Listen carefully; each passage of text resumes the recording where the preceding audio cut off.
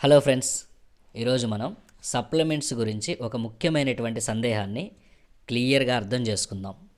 చాలామంది అడిగేటువంటి ప్రశ్న, సప్లిమెంట్స్ ఎప్పుడు అంటే దీర్ఘకాలం వాడాలా, లేకపోతే జీవితాంతం వాడాల్సినటువంటి అవసరత ఉందా అనేటువంటి సందిగ్ధంలో ఉంటారు.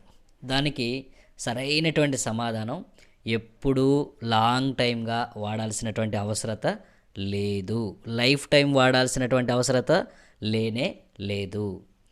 కానీ సమస్య ఉన్నప్పుడు చాలా అవసరమే కాదు, తప్పనిసరి కూడా. సప్లిమెంట్స్ అనేవి మందులు కాదు, ఇవి మన శరీరానికి కావలసినటువంటి పోషకాలు సరిపోని సమయంలో లోటును వేగంగా మరియు సమర్థవంతంగా భర్తీ చేసేటువంటి సైన్స్ బ్యాక్డ్ న్యూట్రిషన్ సపోర్ట్.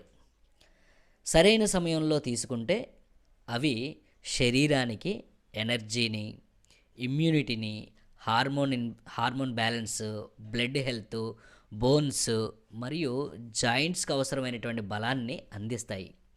మన బాడీలో, మన శరీరంలో iron, vitamin D, B12, zinc, calcium వంటి కీలకమైనటువంటి పోషకాలు ఏవైతే ఉన్నాయో అవి తగ్గినప్పుడు మనకు అలసట, నీరసం, జుట్టు రాలిపోవటం, కీళ్ళ నొప్పులు, నిద్రలో అస్థిరత, రోగనిరోధక శక్తి తగ్గటం వంటి సంకేతాలు, లక్షణాలు కనిపిస్తాయి. అలాంటి సమయంలో నిపుణుల యొక్క సలహాతో సప్లిమెంట్స్ తీసుకుంటూ అదే సమయంలో ఆహారపు అలవాట్లు కూడా మార్చుకుంటే శరీరం మళ్ళీ సహజ బ్యాలెన్స్కి వచ్చేస్తుంది. ఇక్కడ ముఖ్యమైనటువంటి విషయం, సప్లిమెంట్స్ అనేటువంటివి అంటే సప్లిమెంట్స్ యొక్క పని లోటు ఏదైతే ఉందో దాన్ని వేగంగా నింపడం.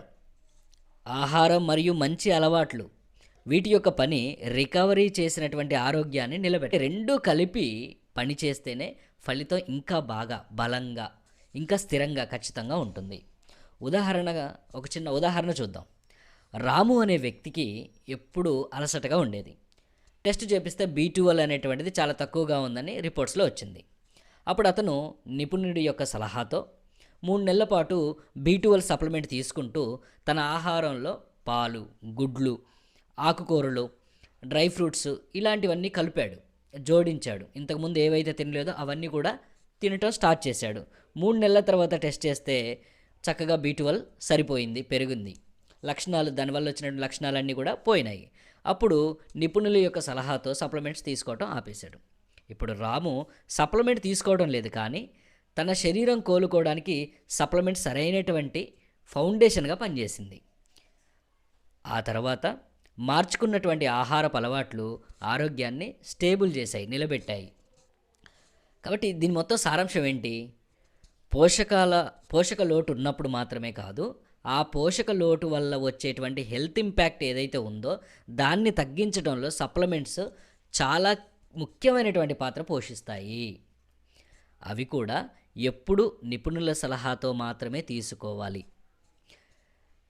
పోషకాల పర్సంటేజ్ బాడీలో నార్మల్ అయ్యాక నిపుణుల సలహాతో సప్లిమెంట్స్ ఆపేయచ్చు.